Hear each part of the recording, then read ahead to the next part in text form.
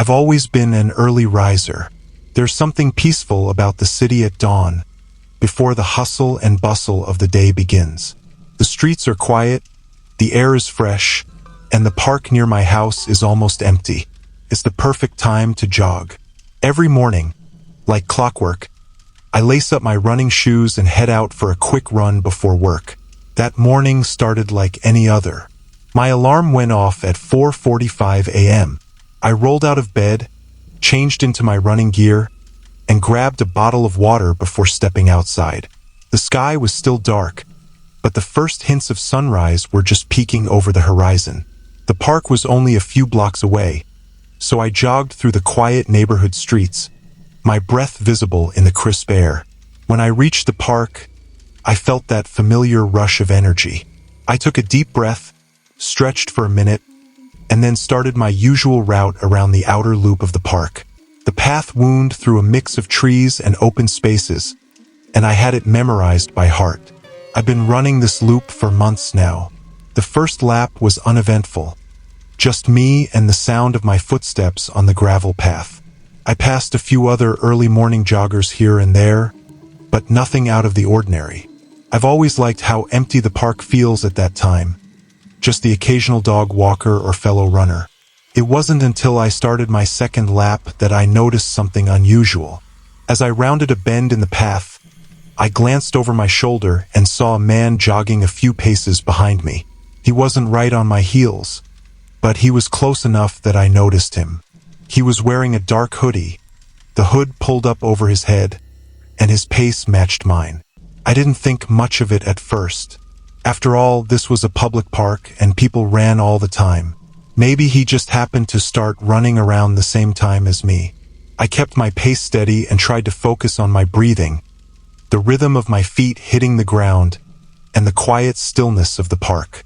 But after a few more minutes, I couldn't shake the feeling that something was off. No matter how much I sped up or slowed down, the man stayed the same distance behind me. If I picked up my pace, he did too. If I slowed down, so did he. It was like he was matching me step for step. A knot of unease began to form in my stomach. I glanced back again, and sure enough, he was still there, just close enough to make me nervous. I tried to calm myself down, telling myself that it was probably just a coincidence.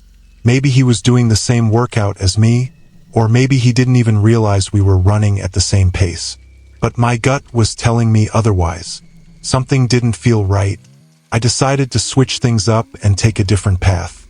The outer loop of the park had a few side trails that led off in different directions, so I veered onto one of them, hoping the man would stay on the main path and leave me alone. At first, I thought I'd lost him. The trail I took was narrower, winding through a more wooded part of the park, and I couldn't hear his footsteps behind me anymore. I let out a small sigh of relief and tried to focus on finishing my run. But then, out of the corner of my eye, I saw him again. He had followed me. He was still keeping the same distance behind me, like he was deliberately trying to stay close but not too close. Panic started to rise in my chest. My heart was pounding, and not just from the run. I quickened my pace, pushing myself harder than usual, hoping to shake him off. But no matter how fast I went, he stayed with me. I glanced over my shoulder again, and this time, I caught a glimpse of his face under the hood. His expression was blank, almost emotionless, but his eyes were locked on me. There was something cold about the way he was watching me, and it sent a chill down my spine. I knew I had to get out of the park fast. Instead of finishing my usual route, I made a sharp turn onto a side path that led out of the park and onto the main road.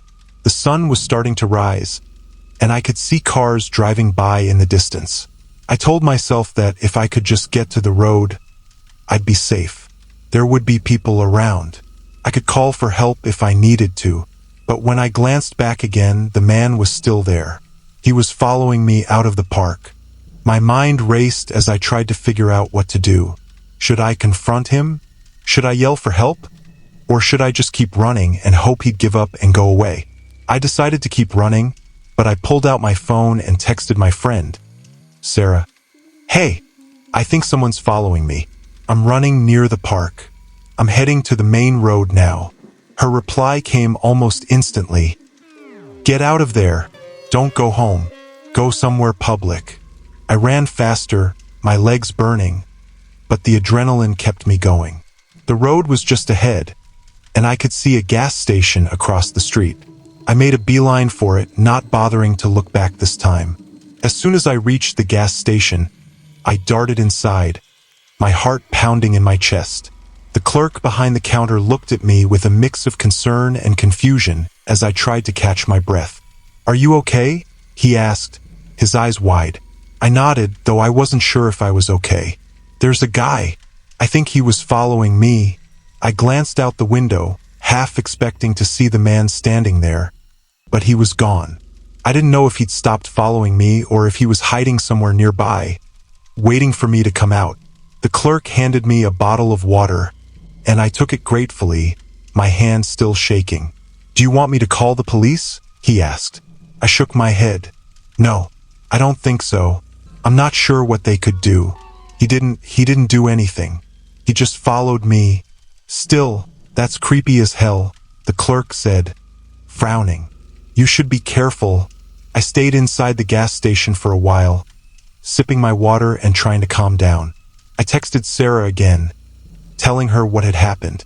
She offered to come pick me up, but by then, I felt like the danger had passed. The park was a good distance away now, and I figured the man had probably given up and gone home. After about half an hour, I left the gas station and walked back toward my apartment, keeping my eyes open the entire time. Every time I saw someone on the street, my heart jumped a little, but none of them were the man from the park.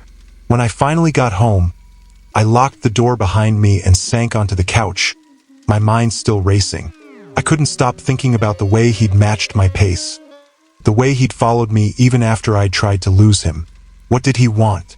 Why had he been watching me? I tried to tell myself that it was probably nothing. Maybe he was just another runner and I'd overreacted.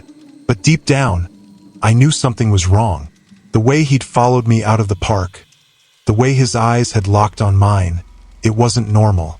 For the next few days, I couldn't bring myself to go for a run. Every time I thought about going back to the park, I felt a knot of fear in my stomach. What if he was still out there? What if he was waiting for me?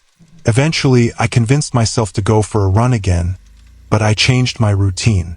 I went later in the morning when there were more people around, and I avoided the park altogether.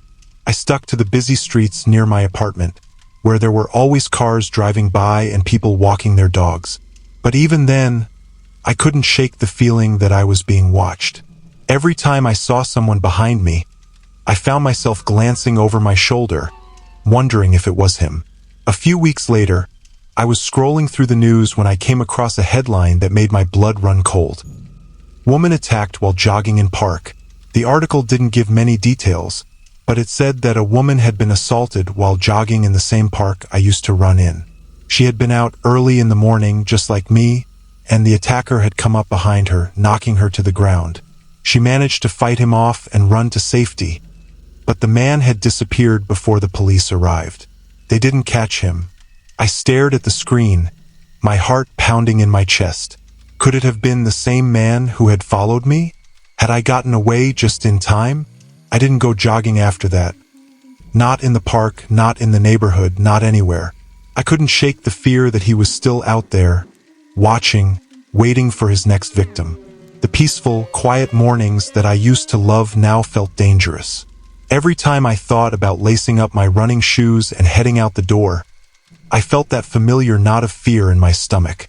Maybe it was just paranoia, or maybe I dodged a bullet. Either way, I wasn't willing to take the risk.